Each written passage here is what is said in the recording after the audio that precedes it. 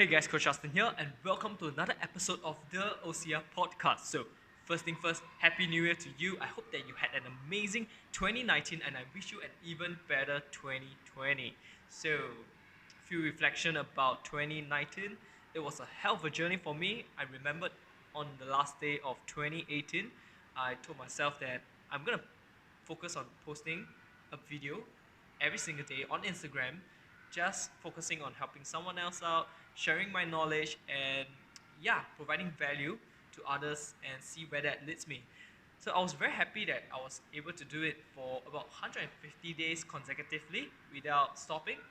And even though my volume did drop because there I started the OCR podcast, the OCRTribe.com, and started writing other articles, I still managed to post over 100, I think as of 2019, I post over 250 video on Instagram, which I'm pretty proud of.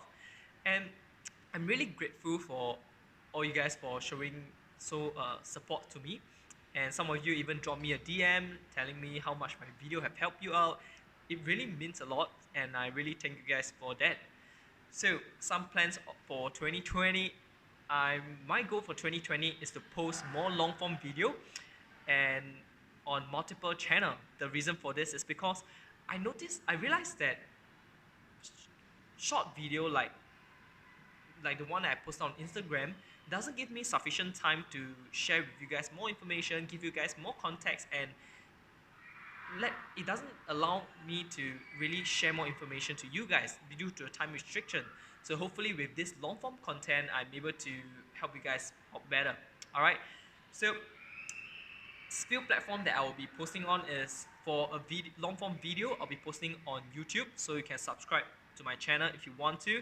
I'll be posting the audio version on Spotify and iTunes, and I will still on Facebook as well, so you can like my Facebook page as well. So I'll be pretty active there on 2020, and I'll be cropping the video up into multiple smaller content and posting it on Instagram as well, so as like a snippet of preview. Okay, so if there's any point of time, if you guys feel that there's any ways that I can improve on my content, do let me know, and I'll be more than happy to improve on my content creating skill, and hopefully can provide better content for you guys. So moving one more thing before we get on with today's podcast is the OCRTribe.com. Now I'm constantly looking out for more content creator to help me grow the OCRTribe.com. So if you know of anyone who love to create OCR content such as gear review, race review, anything that's related to obstacle course racing, I would love to work together with them and feature their content on my website. So for all the coaches out there as well, so if you are an OCR coach and you feel that you can write a piece of article that can value add to the OCR community, I would love to feature your article and featuring your profile on my website as well. Alright, so it's like a win-win situation. Alright, we help each other to grow. So anything that's related to helping OCR grow in Asia, count me in. Okay, so that being said, let's get on with today's podcast. Alright, so the topic of the day is World OCR Coaching course, specifically the Level 1 coaching course. Now recently I've been getting a lot of inquiry regarding this course. They want to know my view about it. So since I've been through both Level 1 and Level 2 coaching course, I'll be sharing with you guys my view on it, what you can expect to learn, what do I recommend it, and basically my thoughts about it. And I'll be diving into some of their content as well. So basically trying to share as much information that I learned from the course with you guys. So I'm gonna start with a quick overview, basically sharing a rough idea of what it is, a quick summary, and then afterwards I'm gonna dive deep into some of the content that they have. So basically the World OCR Coaching course is provided by the World OCR Official Association. So every sports have an association. So if you look at soccer have FIFA. If for basketball, they have the NBA. For OCR, we have FITSO. FITSO means Federation, FI, International, FIS, Sports, Obstacle. Yeah, but it is in some fancy French name which I totally can't pronounce. So basically this is an official course by the world governing body. So it is a 2 days course, and you can expect, and honestly the course is pretty well rounded. They cover nutrition, running drill, running technique, which is really very important and very interesting. They cover strength training for obstacle racing. They cover aerobic development, and obstacle training, and what else? They cover mobility and injury prevention, which is also very interesting, and programming as well. So I will share with you guys more about it afterwards. All right. So even take note that even after you take part in this course, you are not certified as a coach yet, because there are two other things you need to do. Attending the course only will only give you a certification of completion. You are not an OCR recognized coach yet. So the two other things is, the first one is that you need to complete an online exam, which you are required to pass. The second thing is that you are required to, for level 1, you are required to complete a total of 150 coaching hours. Level 2, you need to complete another 250 hours of OCR coaching, OCR related coaching. So this could be a form of obstacle coaching, it could be aerobic like running, it could be strength training. As long as it is related to obstacle racing, is counted. All right, but take note that every country have a different standard of certification. That means that it is not standardized. An example would be like, I've attended both level 1 and level 2 certification, and even though I completed the exam and I've completed all the hours required, I've met all the requirements, my hours are not recognized by the OCR Singapore Association. That's why technically I'm not a World OCR certified coach yet. Alright, so if this is a concern for you, do check out with your respective federation regarding this clocking of hours.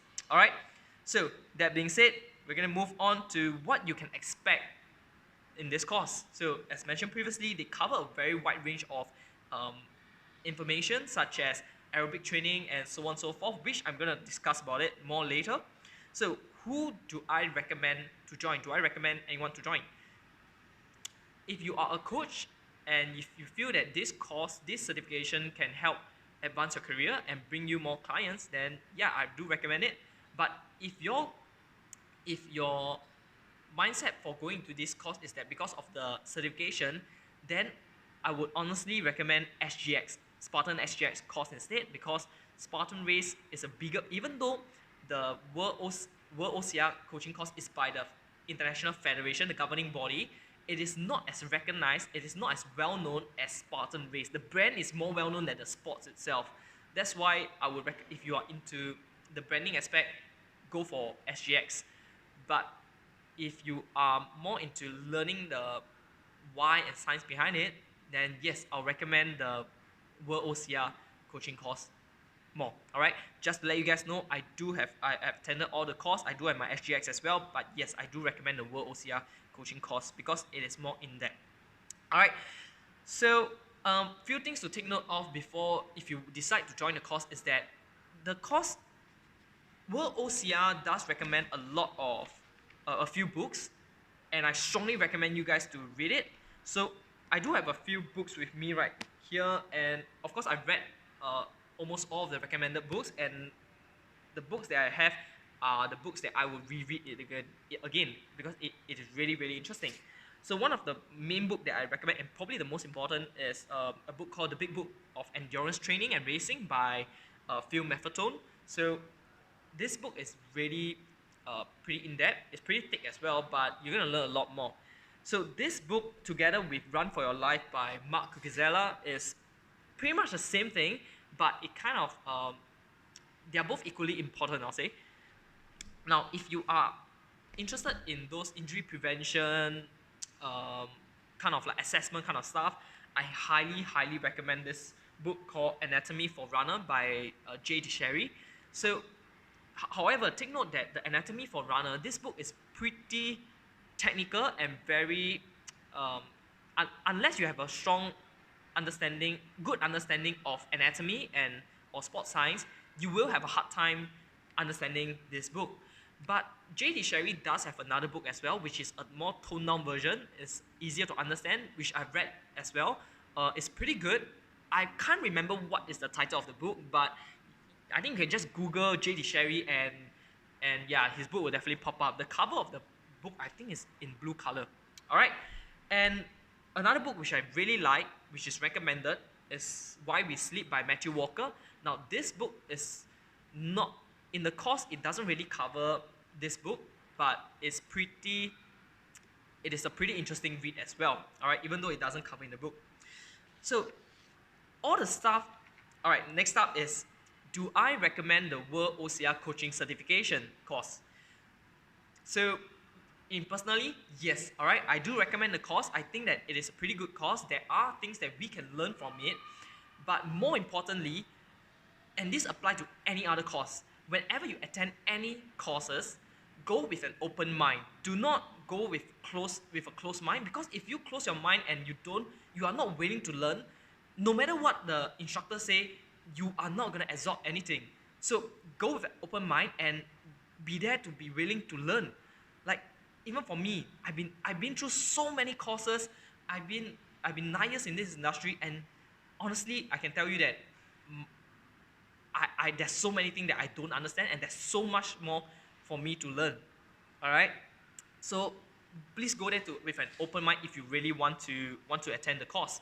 All right, because personally, I do recommend it, but however, a lot of people that don't really like the course. I'm not sure why, but personally for me, I do recommend the course.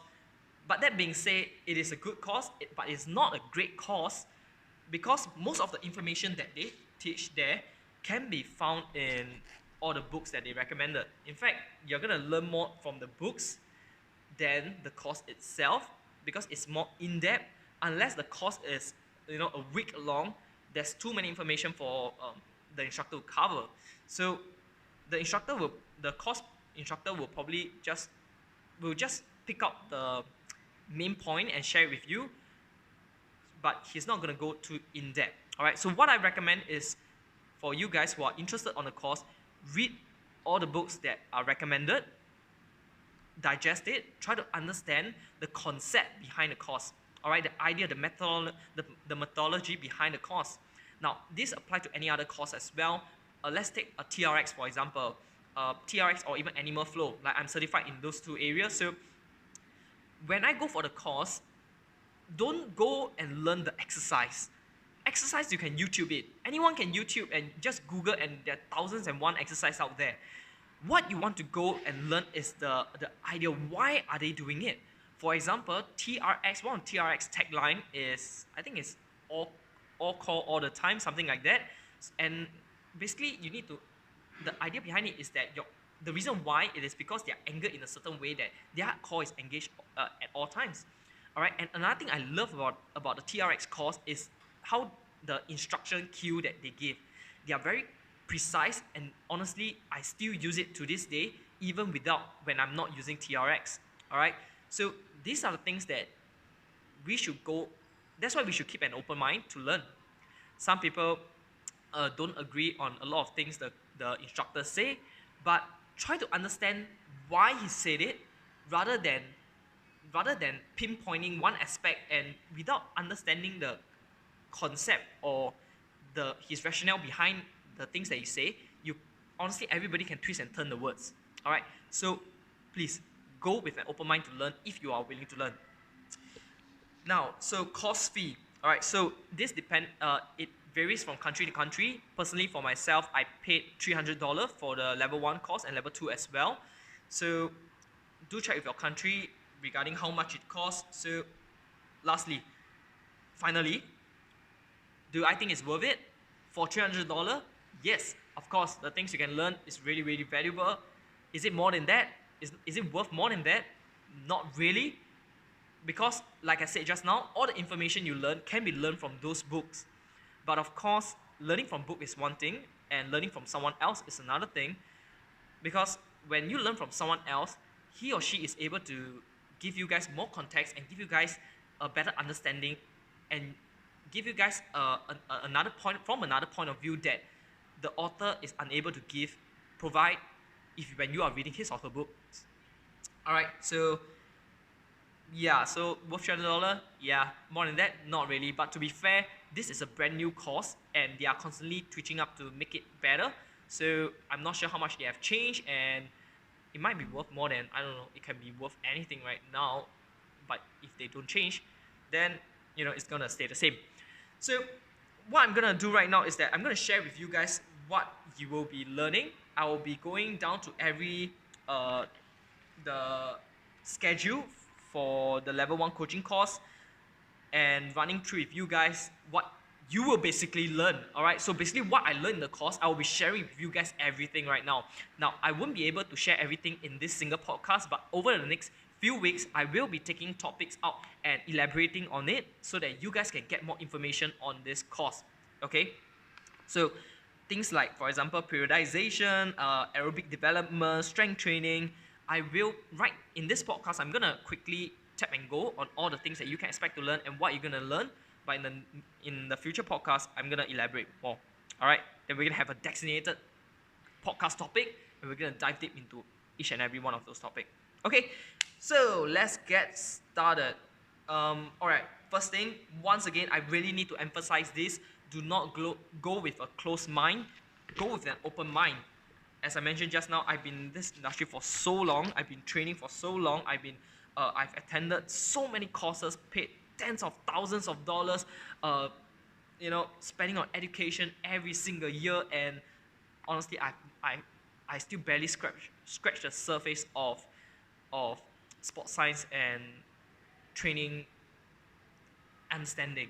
All right, there's still so much to learn. So please go with a humble mind and willing heart to learn. Okay, so starting out, one of the first few things that you will be expecting on the schedule is, let's see what's the schedule. I still got a piece of paper with me. All right, so registration, basically I got an entire schedule with me right now. So I'm just gonna run through with you guys the schedule and what you will be learning. Registration, welcome, introduction, course overview. All right, first one is physiological warm-up. All right, physiological warm-up, honestly, is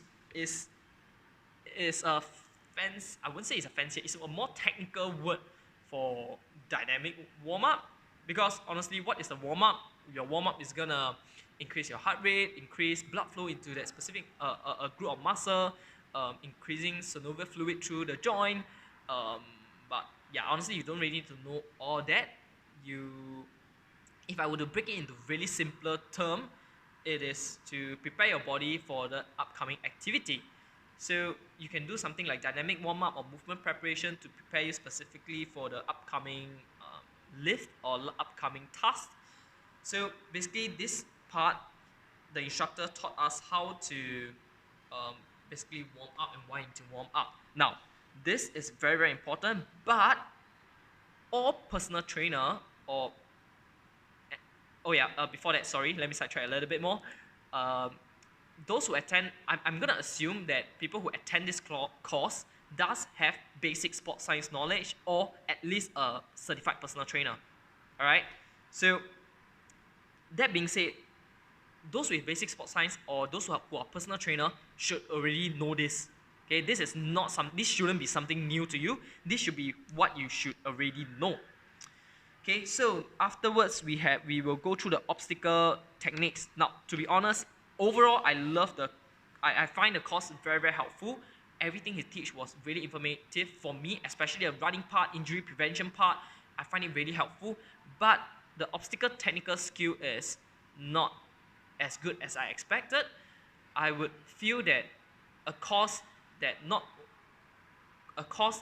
show you how to, not only does it show you how to do an obstacle, but teach you how to teach someone else how to do an obstacle. I think that's more important, the cueing, like what I've learned in TRX or Animal Flow. Alright, so I think they can do a lot better at this area. So afterwards is a refreshment break and training. Alright, so basically they have three kind of like strength type training or kind of like circuit training for OCR. They are categorized as weight training, circuit training, and metabolic training. So Now the training here is, like I said, it's nothing too, honestly, it's nothing too fancy. Most of the stuff you should already know. You, as if you are a trainer, you should already know this, like what's the rep you should be lifting, how much rest time you should be having, what is super compensation. All this is, okay, maybe you wouldn't know super compensation because that's more towards strength and conditioning, but but yeah, I mean, personally, I didn't really learn a lot from this aspect. But if you are a newcomer or new trainer, you can learn quite a fair bit. You this may be something that will be good for you. All right. Next one is lunch break and then running skill and technique. Oh my goodness, I love this. This is the running technique is really very interesting for me, because before going there, my background, I'm not a running guy, I'm not a running coach. So for the past few months before this course, I've been diving deep into running, learning how running anatomy, running biomechanic. I've been learning so much. I'm trying to learn so much, but I learn as much as I can. But I can't really understand of understand all of it because it's way too complicated. But after attending this course, it's not that I know everything, and honestly, I probably even don't even know half of what I should know even after the course. But it does give me some insight to how running gates work, like how high you should be lifting your leg, how you should be supposed to kick it down. So honestly, throughout this entire OCR course, obstacle racing course, I love the running course the most. All right, running skill and running techniques and running drills as well. All right, so things that you will be expecting to learn in over here is the different type of drill, like A skip, A skip, B skip, all these kind of drills to help you become a more proficient runner. And yeah, it's more towards the drill part, which is really, really very helpful. Okay, now next up will be fuel and energy system for performance. Fuel and energy, okay, because I am also a certified sports fitness nutrition specialist, that's why I did not learn that much from here, because most of the stuff that they taught, I've um, they're kind of repeating what I've already learned. But for beginners and for new trainers, they are not proficient in nutrition aspect, this is a pretty good module for you as well. All right, but definitely I'll be talking more about this in a dedicated podcast in the future. Okay, next up we're gonna talk about nutrition and racing. All right, so nutrition, take note of this. Now, nutrition, there was a little controversial that came off, and it created quite a fair bit of, I wouldn't say argument, but quite a fair bit of disagreement among the attendees and the instructor. So basically, some of the attendees feels that, okay, the instructor said that, you can don't drink water when you're running, things like that, dehydration, stuff like that. So basically, he kind of put it across that it's okay not to drink too much water. Now, my takeaway was that there might be something there. Like I said, when you attend this kind of course, always go with an open mind. Don't have a fixed mind that, hey, there's only one way to do it. So in fact, in 2008, the reason why hydration and this kind of stuff was a guideline fixed by a lot of sporting association is that in 2008, they kind of uh, set this guideline where you need to drink up so you don't lose more than 2% of your body weight, because I mean, number one, that can that will lead to decrease in aerobic performance. However, there's one doctor who came out and said that, okay, the doctor is Timothy Noakes. So he is a pretty interesting guy. In fact, one of his book was recommended in the recommended books to read for this course. The book is called Real Meal Revolution. I did read that, but it's not that I wouldn't recommend it. If you have the spare time to, then yes, but make sure that you read all the 4 books that I recommend first before you even consider the Real Meal Revolution. So anyway, back to the topic. So he bring up a point where it may not be dehydration that caused the lack of that caused a decline in performance. it may be thirst. All right, so as long as you're drinking to your thirst, you'll be fine. Now he brings up a very good point, because as of then, nobody know what exactly causes the performance to drop. Is it the thirst or is it the dehydration? Because there are cases where people who lost a significant amount of body weight in water and they are still able to perform. That's why it was a good point that he bring up, but of course the association kind of go with the hydration thing. So like I said, try there's nothing written in stone. All right, nothing is written in stone, especially in sports science, because constantly a lot of new things are constantly being found out. Find out. For example, the hydration thing is one thing. Nobody know the reason for cramping. There's so many other issues as well, like why we feel soreness. We say that, oh, it's DOMS, delayed onset of muscle soreness, but nobody really know why we feel that. And there are so many other things that we don't really understand about the human body yet. So always keep an open mind and willing to learn, and don't don't be don't have a block mindset. Okay, so where was I? Wow, went blabbering and I don't even know where I was. So nutrition for racing. So apart from the hydration issue, overall was pretty good. He was a more he was a kind of like an advocate for something like a keto diet, where it's low carbohydrate, higher fat, meat, moderate protein intake. Now, there are a lot of diet that kind of follow this, like Atkins diet. What else? Shucks. There's a diet called, some people call it the Noakes diet, but I can't remember the name. But there's a lot of this kind of diet out there. Keto is just one of them. But anyway, the nutrition aspect is really up to you. Personally, from my point of view, is that nutrition is I would first focus on your adherence, because for me personally, I have a different outlook on nutrition. I wouldn't say that, hey, you gotta get on this diet, you gotta get on that diet. I will find a diet that suits your lifestyle, that you are able to sustain. If you can't even sustain the diet, then don't think about having what special diet. All right, start small and slowly improve from there. All right. Then and again, I'm gonna have a whole new different podcast for this topic. So we're just gonna move on from here. If you guys got any question, just leave it on the comment below, and I can answer those questions at the end of the podcast, or answer it in the comment. All right. So day 2, we did some running skill, running drill, aerobic development, which is very interesting as well. Same thing. The aerobic development, read the Big Book of Endurance Training by Phil Maffetone. Everything is there. Next up is mobility and injury prevention. Read Anatomy for Runners. You're gonna learn everything from there. Or the book that is the more toned down version. Next up is programming for OCR individual and group. Okay, this is a very interesting, because this is where practical work starts. All right, so the programming system they use is somewhat like a periodization. So same thing. There is a quick overview. The monthly, we have a monthly overview of the workout program, and then we gotta work on a periodization program. All right, which is really very interesting. But honestly, he didn't go too in depth in this aspect. So it's a really basic introduction to periodization. So in the future, I will do another podcast where I'm going to dive deeper into this topic, which you guys will definitely find much more beneficial.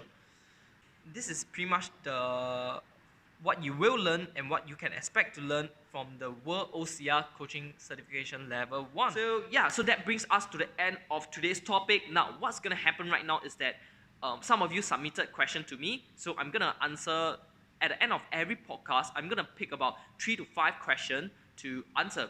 So if you guys got any question, just submit it to me and I can answer it live. So if anyone else who have that same question can benefit from it as well. All right.